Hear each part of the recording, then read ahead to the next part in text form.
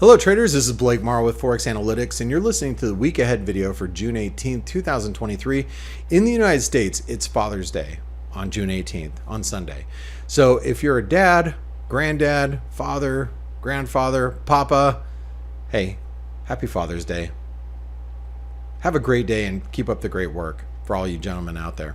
All right, now we're going to talk about the markets. We're going to talk about last week. Last week was a really busy week. We not only did we have CPI data that came out, we had CPI, PPI, the FOMC, European Central Bank, the Bank of Japan, a lot of other data that came out as well. So really busy week last week. But you know what's interesting, even though we had some weaker CPI data on Tuesday, you can see it right here. We had that the weaker prints in CPI. The FOMC didn't really move the dollar, and I think one of the reasons why the dollar didn't move is because the Fed didn't surprise us with another rate hike. You know, I think people were on the fence thinking they may or may not raise rates. But the Fed chair also mentioned that it will probably be years before we see rate cuts again. And surprisingly, equities continued higher, and the dollar didn't strengthen, but that's because the equity markets continued to rally further on Tuesday. And you know, the thing about that is when the stock market is going higher, usually the dollar weakens. So that dollar weakness, you know, was kind of subsided a little bit or countered by the fact that the Fed chairman said, hey, we're not going to be cutting rates for years. So the dollar just kind of stayed stagnant as the equity markets continued to rally. Excuse me. What really weakened the dollar as a whole was the ECB meeting on Thursday. And when the European Central Bank meeting happened, what happened at that point in time is that we saw the dollar really come under pressure as ECB Christine Lagarde, she was extremely hawkish, and the market is now thinking, okay, you know, we're looking at another rate hike in July, and September is probably going to be live, and more than likely they're going to raise rates then in September. So the euro continued to rally, or just really broke out on Thursday, and that really brought in some dollar weakness. And I want to talk a little bit how I played it, because I was holding on for the dollar because I was like, well, you know, if we do see the stock market maybe peter out on Thursday and we start to see a little bit of a pullback or maybe some profit taking at the end of the week, the dollar will firm up. But because of the ECB meeting, it really negated this bear flag pattern that we were looking at last week. Now, the question that a lot of you are having is, you know, can the euro get back to 110? And let's not forget some of the events that are happening this next week before I answer that question. Let's talk about what's happening this next week. I'm going to go into several different pairs. More importantly, at the end of this show, I'm going to actually go over some long-term yen pairs, because I think we're at some very key levels. If you follow me via Twitter, I'm Pipzar on Twitter. You'd have seen some of those charts, but we're going to talk about it because there's some things surrounding the yen that I do want to discuss. So that'll be at the very end. So let's you know, instead of going through these charts here, we're going to go through the Forex analytic or the trading view charts. But I want to talk about some of the events that are happening next week. So we have, before the Bank of England, we have UK CPI on Tuesday. Now, if you look at the cable and you remember our discussion last week on last week's week ahead video, I talked about the best currency pair to play if we get some dollar weakness is going to be the sterling.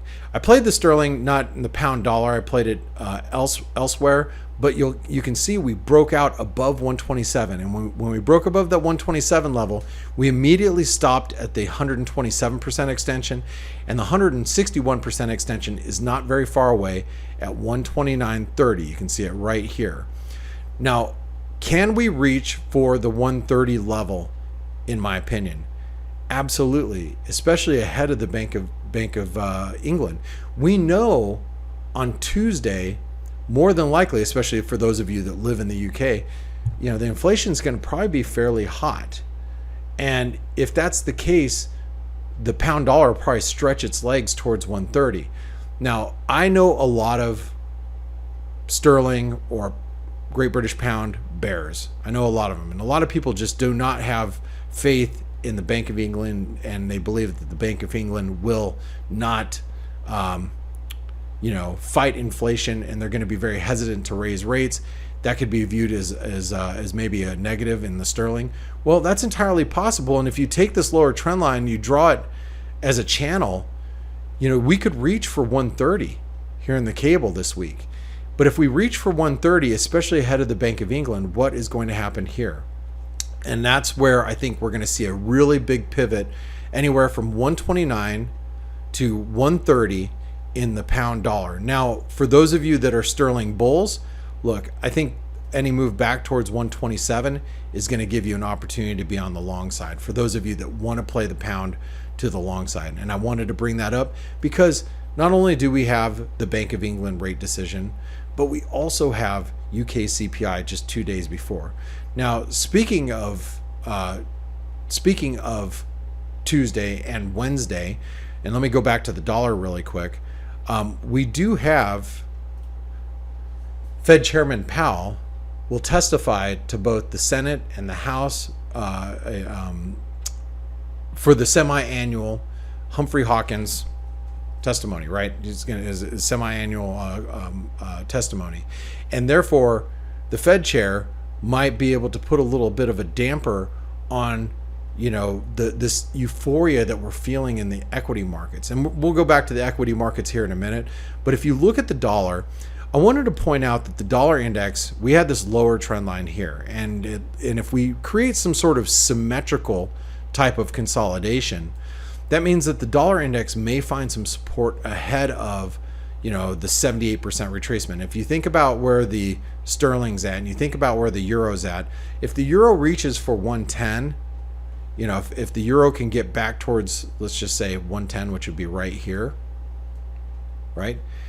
And if the sterling can get to the 161% extension right about here, then that would put the dollar index probably right here, somewhere around this trend line, to maybe give us a bearish consolidation. I don't really want to write off the dollar just yet. I'm not an overall dollar. Well, let me take that back. Actually, if you look at the formation, this is a bearish consolidation, probably before a breakdown in the dollar at some point, more than likely. At least the chances lean that way right now. Whether it's a bearish pennant, which you see here, or it's a bearish wedge that you see something that looks something like this, when you have consistent lows and lower highs. Regardless, the risks are tilted towards the downside for the dollar at this stage in the game. Does that mean I'm a near-term dollar bull? No, I just think that over the next couple of days, or maybe over the next week or two, we can continue to see some consolidation at this point. Right now, the things that could change that would be if we saw maybe the stock markets come under a little bit of pressure in the near term, which we're going to talk about that here in a few minutes, if that's even possible. But again, I'm sorry, did I say Tuesday and Wednesday? Powell testifies. He testifies Wednesday and Thursday. I'm sorry, if I said Tuesday and Wednesday, I meant Wednesday and Thursday. Excuse me, it's still the weekend for me too, so sometimes I have a talking problem on the weekend. Speaking of what else is happening this week, let's talk about the Canadian dollar and the US dollar Canadian, and you can see how we broke down through critical support. Now, the dollar CAD, this is one of those that I've been buying right near the support level, and I got stopped out on Thursday. Well, as we say in trading, it's okay to be wrong, because you're going to be wrong. Most traders are wrong, at least, if not more, 50% of the time. But it's not okay to stay wrong. So, when the dollar Canadian started to break down, I had to pull the plug on the trade. But the reason why this is so important, and I'm going to delete this here, I'm going to take you a little longer term, okay?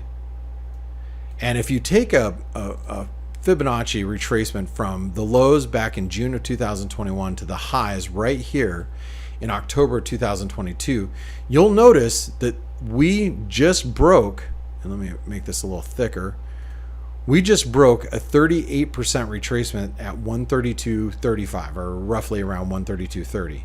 Okay, we closed below a 38% retracement.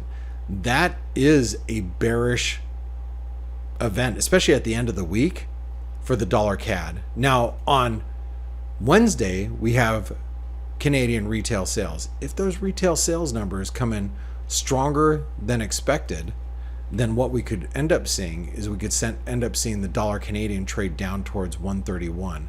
A 131 level is the 161% extension of that low to that high. So if you don't think there's further downside in the Canadian, if it's not possible, it is, especially that we closed below this big support level, which was a 38% retracement. So just keep that in mind as we go through the rest of the week. Now, that's on Wednesday. Again, on Wednesday, Powell will kick off with his 2-day testimony. That'll be Wednesday and Thursday. And then also on Thursday, we have weekly unemployment claims. So I want to come back to the dollar really fast. And the reason why I say that and the reason why I want to come back to the dollar index is because weekly unemployment claims, alongside with other data too, has been really weakening the dollar. Speaking of which, this last week, the weekly unemployment claims, if you didn't see them, let's just go take you back over here. The weekly unemployment claims came in at 262,000. That's above the 250,000 mark that was expected. So what we're seeing is we're seeing the employment numbers week to week, they're starting to soften a little bit.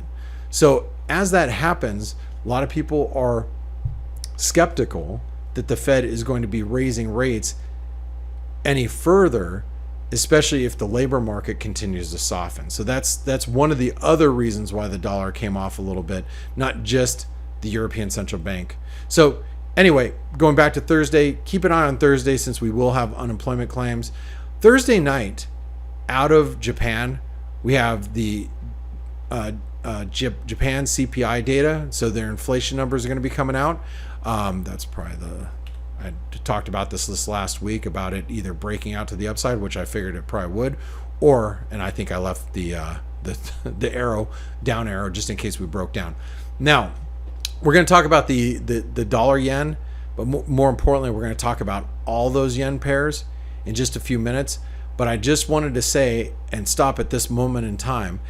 If you all like these week ahead videos, make sure you give us a thumbs up. If you're watching us on YouTube, subscribe. It's free to give a thumbs up. It's free to subscribe.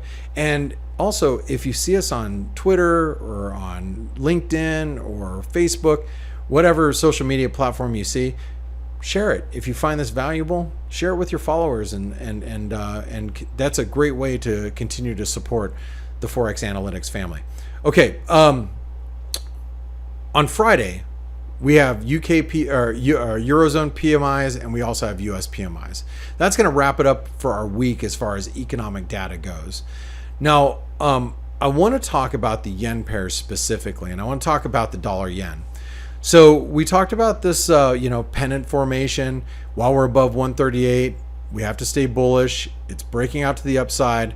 The target that we had talked about over the last couple weeks is coming into view here at 142.50, and it could take us all the way up to 143 and change. And the reason why it's such a big deal is because 142.50 is the 618 retracement, Fibonacci retracement of this entire move lower from October of 2022 down to January of 2023.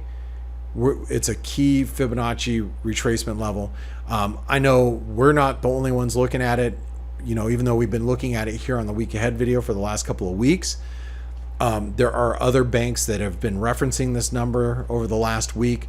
So everybody's kind of looking at this 142.50 level. Now, we closed at the highest levels of the week on Friday, near 142. we could continue to move a little bit higher, especially having that CPI data come out. But I'm going to show you a couple of charts that I think are very important.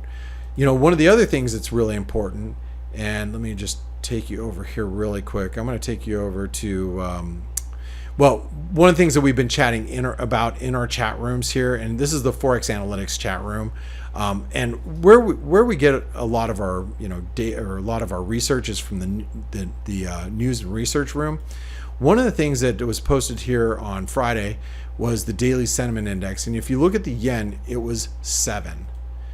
That is extreme bearish sentiment in the yen. We don't usually see sentiment below 10 on a 1/100 scale, below 10 or above 90. When they reach for those levels below 10 or above 90, that means that it is extreme sentiment. In this case, extreme bearish yen sentiment. No.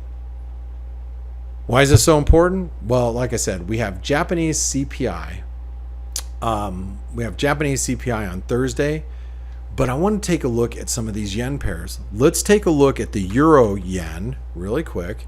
I'm going to take you over to the ICE data feed, because if you go to the weekly chart and you zoom out just almost as far as you can go, you'll notice that the high here from 1990, there's some resistance right here at 2008. You remember what happened in 2008, right? It was the financial crisis.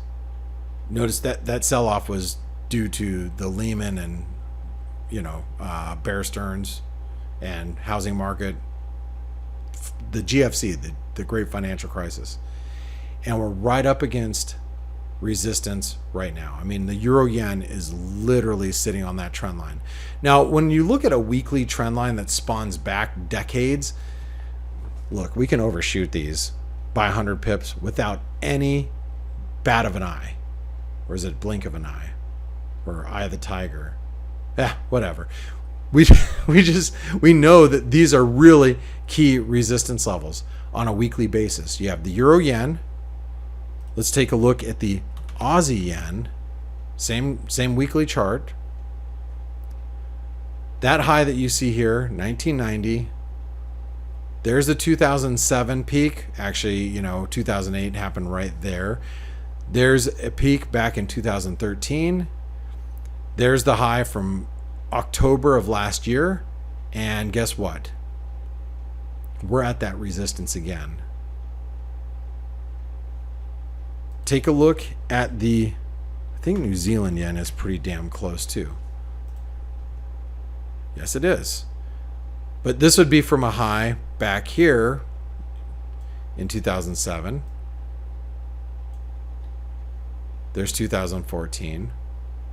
There's 2022, 23, beginning of the year. And notice where we're at right now. Now, the Kiwi's been underperforming this week because if you missed the New Zealand GDP numbers, actually, they came in worse than expected. You can see them right here. I believe it was Wednesday night, if I'm not mistaken. Yeah, the New Zealand GDP numbers, they came in worse than expected. Some downside revisions. So Kiwi yen bumping up against some key resistance as well. You can't really look at like the sterling yen because of Brexit and all those other yen pairs, but I'm going to take you over to the 6J really quick, which is the yen futures. And that's from obviously a long time ago. But check this out. We completed an equal leg AB CD. We're at the 618 retracement longer term. So if this 618 retracement can continue to hold, if it can continue to hold, that's going to give a good launch pad for a reversal in the yen. Again, I'm going to reiterate, sentiment is extreme. It's at 7. You have the euro yen, Aussie yen, Kiwi yen, all at key trendline resistance levels.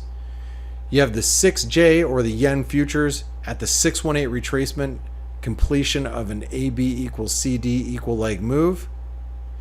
And you have equity markets that are quite possibly at resistance, which we're going to get into here in just 1 second. But I wanted to say that with all of these yen pairs at such extreme levels with extreme sentiment, you have to be on the lookout for some reversals this next week in these yen pairs. Will it happen Monday, Tuesday, Wednesday, maybe even Thursday after the Japanese CPI? I don't know. But when these extremes are this high, we have to start looking for reversals. And knowing that we're around all these key technical levels is so vitally important. Now, you know, one of the ways that you can take advantage of this next week, go check out the Trader Funding Program. Why don't you learn how to trade our money? Why don't you see if you can trade our money? You can take an assessment. This way you don't have to risk your own capital. You can risk our capital. And what better time to take an assessment for the Trader Funding Program than in a period where you're going to get quite possibly a lot higher volatility over the course of the next week. Gives you that opportunity to pass our assessment. It doesn't matter if you want to take an assessment for a $25,000 account all the way up to $1 million. If you can't access that capital any other way, do it through the Trader Funding Program. And while you're doing it, you get included in the Forex analytics community. So not only do you get to chat with myself, other traders from the Forex analytics team, and from people inside the community, but you can also go to the S&P or the indices room. You can go to the news and research room. You can go to the Spanish chat room, the Flowonomics, which is more of a macro chat room. You can go in here. There's so many different places to go as a Forex analytics subscriber, and that is included when you're in the Trader Funding Program. So if you want to learn more about the Trader Funding Program, watch this video right up here. Okay. So we talked a little bit about the yen and why it's so important. Now I do want to talk about the equity markets as we wrap things up. And again, if you're finding these videos, valuable, and you think that they're going to be valuable for you this week, but they are every week that we've been doing them for 7-8 years, make sure you give us a thumbs up. All right, so let's take a look at the S&P here, and one of the patterns we had been talking about with the S&P is, whoops, I did not want to move that.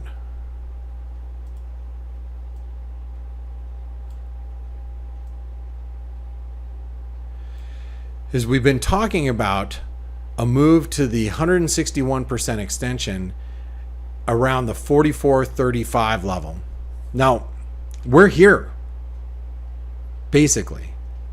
It's the 161% extension of the high that we had in 2023 to the lows of 2023.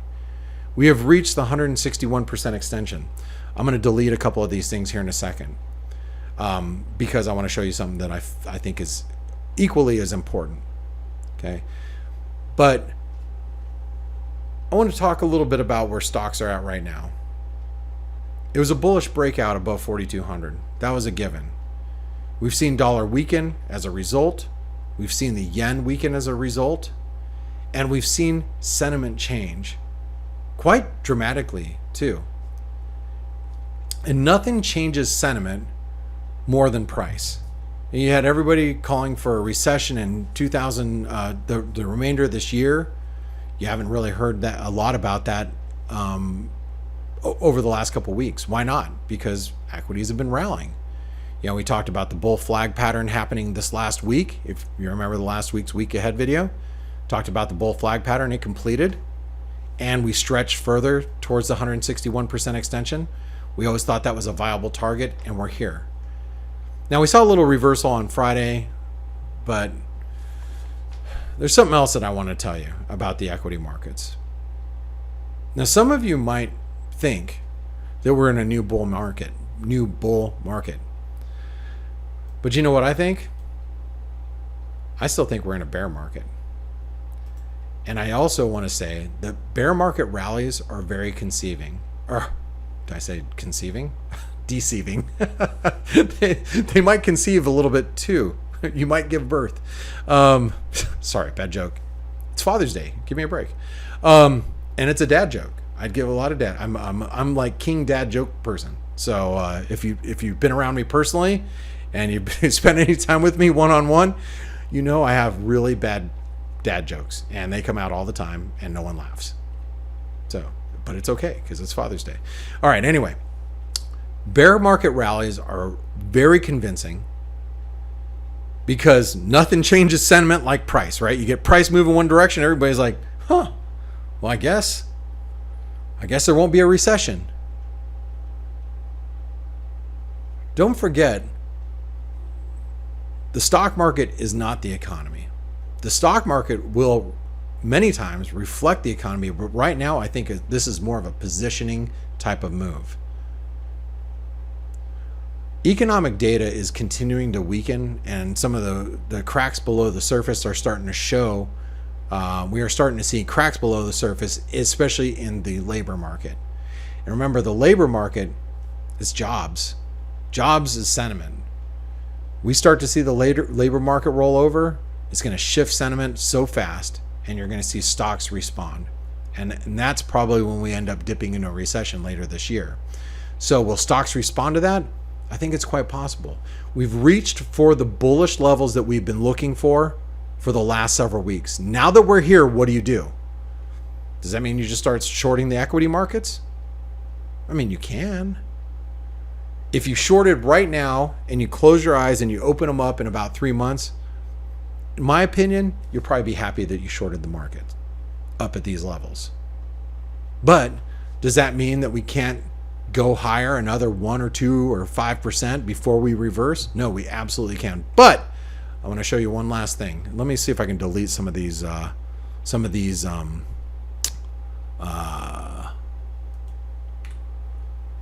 fib levels. Get rid of that one really quick. You see, I'm going to get rid of this. I'm going to keep that. Okay. I'm going to draw a trend line across these lows right here. Actually, clone that. Let's do it this way. This is the way I wanted to do it.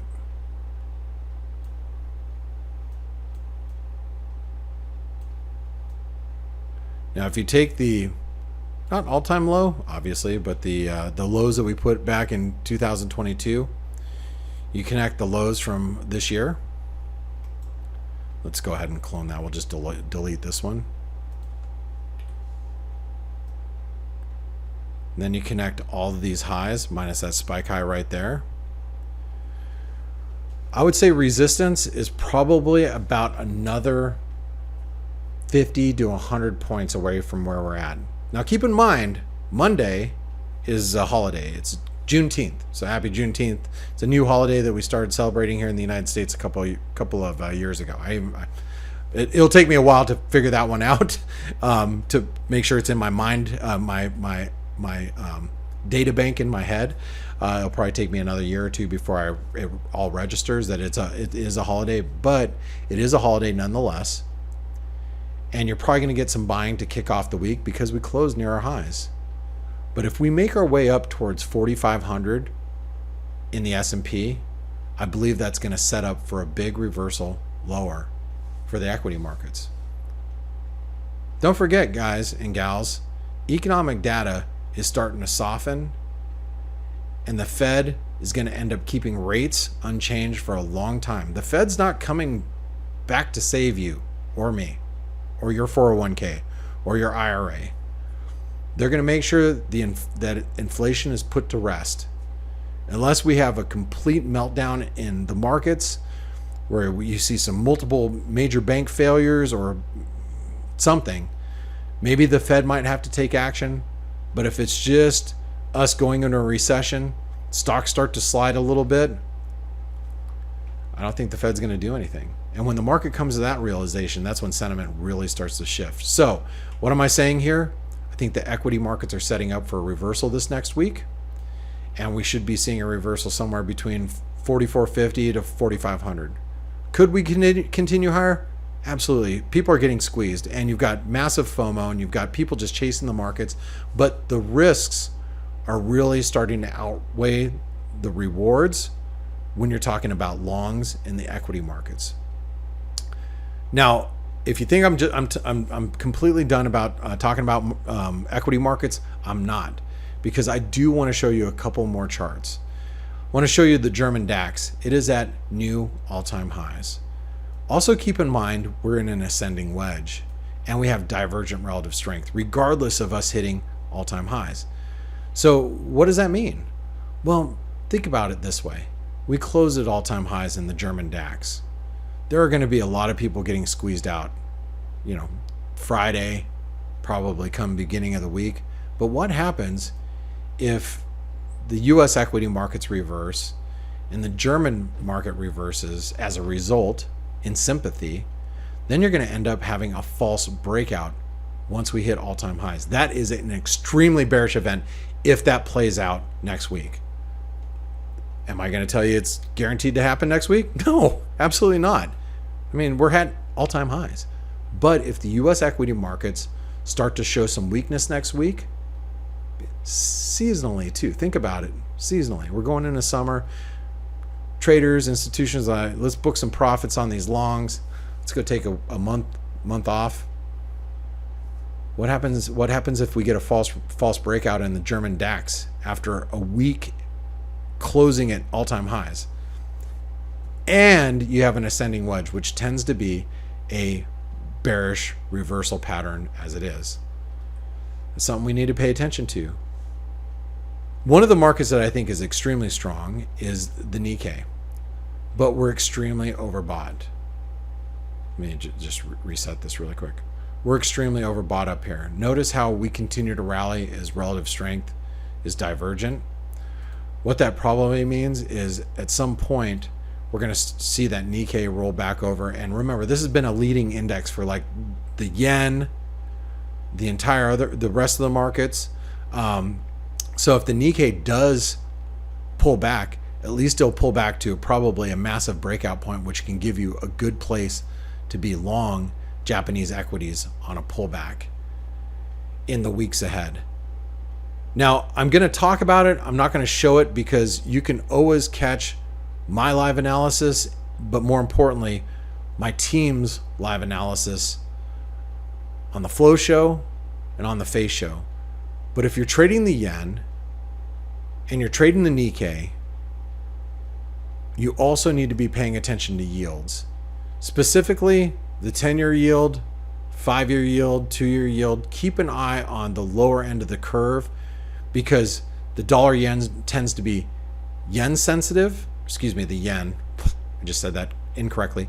The yen tends to be interest rate sensitive to US yields and sensitive to what's happening in risk, specifically the Nikkei. And if you've been around our team long enough, over the last 20 some odd years, you already know that. But make sure you come in and listen to our live analysis each and every day, even on Juneteenth, because I forgot that Monday's a holiday, so we're going to end up broadcasting anyway. Because, you know what? We're celebrating Juneteenth here in the United States, but not everybody is around the globe. So the markets should still have some decent liquidity on Monday. Anyway, again, if you found this video helpful, you think it's going to be helpful to you, make sure you give us a thumbs up, subscribe to the channel so you don't miss any of this exclusive content. And I want to say happy Father's Day to all the dads out there. But to the moms and the ladies, we love you too. So have a great week of trading. I'll see you on Monday morning on the Face Show. Thanks for spending your time with me today. Hey traders, this is Blake Morrow with Forex Analytics. Thanks for stopping by our YouTube channel. Don't forget to like these videos, share them, and subscribe to our channel so you don't miss any of the content that we provide here for free. Thanks for stopping by. I'll see you in the next video.